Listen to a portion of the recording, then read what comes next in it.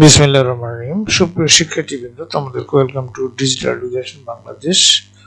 তোমরা যারা নবম শ্রেণীতে বোর্ড ফাইনাল পরীক্ষা দিবে, তোমাদের সিলেবাস এবং প্রশ্নের ধারণা সম্পর্কে আমি তোমাদেরকে জানাচ্ছি। তো বাংলা 1 নবম শ্রেণী, বিষয় কোড হবে 51911।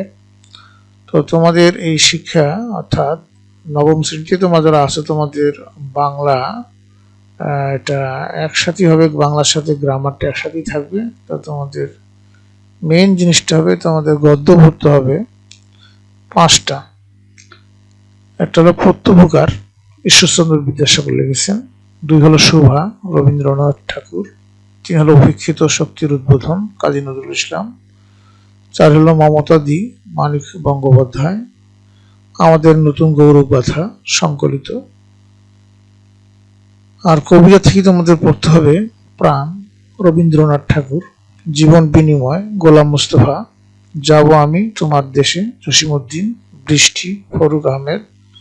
রানার, সুকান্ত ভট্টাচার্য। এই তোমাদের পদ্য এবং গদ্য, এই দুইটা অংশের থেকে এই 5টা 10টা শিখতে হবে। এবং তোমাদের এই একই প্রশ্নের সাথে ব্যাকরণ অংশ থাকবে। ব্যাকরণের মধ্যে 1 নম্বর ভাষা ও বাংলা ভাষা, 2 হলো বাংলা ব্যাকরণ, 3 হলো বাংলা ভাষার রীতি ও বিভাজন, 4 হলো বাকযন্ত্র, 5 হলো ধ্বনি ও বর্ণ, 6 হলো স্বরধ্বনি, 7 হলো ব্যঞ্জন ধ্বনি, 8 হলো শব্দ পদের গঠন, 9 হলো উপসর্গ দিয়ে শব্দ গঠন, 10 হলো প্রত্যয় দিয়ে শব্দ গঠন, 11 হলো সমাস দিয়ে শব্দ গঠন, 12 হলো সন্ধি, 13 হলো নরবাচক ও নারীবাচক শব্দ, 14 হলো জ্যোতিচিহ্ন, 15 হলো জোর শব্দ। নির্মিতি 1 হলো ভাব সম্প্রসারণ এবং 2 হলো সারাংশ সারমর্ম। আর তোমাদের যে সহপাঠ থাকবে, সহপাঠ থেকে পড়তে হবে নাটক বহিফির, নাটকের ধারণা এবং সংজ্ঞা। এই বহিফির লিখছেন সৈয়দ অলিউল্লাহ।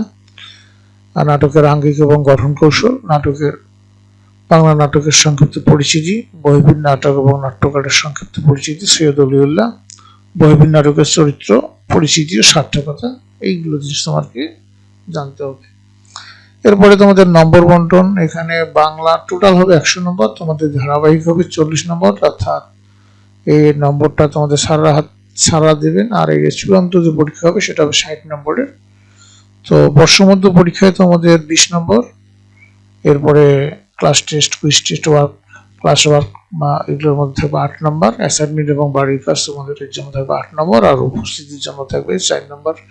এই টোটাল হলো তোমাদের 40 নম্বর ধারাবাহিক। আর চূড়ান্ত যে নম্বরটা হবে, চূড়ান্ত মূল্যায়নের প্রশ্নের ধারা এবং মান বন্টন, এটা ক বিভাগ গদ্য 4টি প্রশ্ন থাকবে, 3টির উত্তর করতে হবে। এখানে 3, 5, 15, একটাতে 5 নম্বরগুলি থাকবে। খ বিভাগ কবিতা থাকবে, 4টি প্রশ্ন থাকবে কবিতা থেকে, এখান থেকে তোমাদের 3টি উত্তর করতে হবে, 3, 5, 15। গ বিভাগ নাটক, এখান থেকে 3টি প্রশ্ন থাকবে, 2টির উত্তর করতে হবে, 5 × 10। আর ঘ বিভাগ যেটা থাকবে ব্যাকরণ, ভাব সম্প্রসারণ, সারাংশ, ব্যাকরণ থাকবে 6টি প্রশ্ন থাকবে, এখান থেকে 4টির উত্তর করতে হবে, 2.5 করে × 4, 10 নম্বর থাকবে। ভাব সম্প্রসারণ 2টি থাকবে, এখান থেকে 1টির উত্তর করতে হবে তোমাদেরকে, 5 × 1, 5 নম্বর থাকবে। সারাংশ 2টি থাকবে, এখান থেকে 1টি উত্তর করতে হবে, এইভাবে 5 × 5 নম্বর। এই টোটাল হবে তোমাদের 60 নম্বর। আশা করি তোমরা বুঝতে পেরেছ। আর সৃজনশীল প্রশ্নের নম্বর বিন্যাসটা হবে তোমাদের ক, খ, গ, ঘ, 4টা প্রশ্ন থাকবে একটা করে প্রশ্নের মধ্যে। ক হলো জ্ঞানমূলক প্রশ্ন, এখানে 0.5 অর্থাৎ হাফ নম্বর থাকবে। খ হচ্ছে অনুধাবনমূলক প্রশ্ন, এখানে 1 নম্বর থাকবে। গ হচ্ছে প্রয়োগমূলক প্রশ্ন, এখানে 1.5 নম্বর থাকবে। আর ঘ হলো উচ্চতর দক্ষতা, এখানে 2 নম্বর থাকবে। হাফ, 1, 1.5 আর 2, টোটাল মার্ক হবে 5 নম্বর। অর্থাৎ একটা প্রশ্নের মধ্যে এই 4টে করে প্রশ্ন থাকবে, ক, খ, গ, ঘ। এই ক, খ, গ, ঘর উত্তর যদি সম্পূর্ণভাবে দিতে পারো, তাহলে তোমার একটি প্রশ্ন উত্তর তোমরা কমপ্লিট করতে পারবে বা কমপ্লিট করবে বলে তোমরা মনে করবে। আর যদি তোমার কেউ না পারো, হয়তো একটা আনসার করছো, তাহলে এখানে 0.5 পাবে শুধু।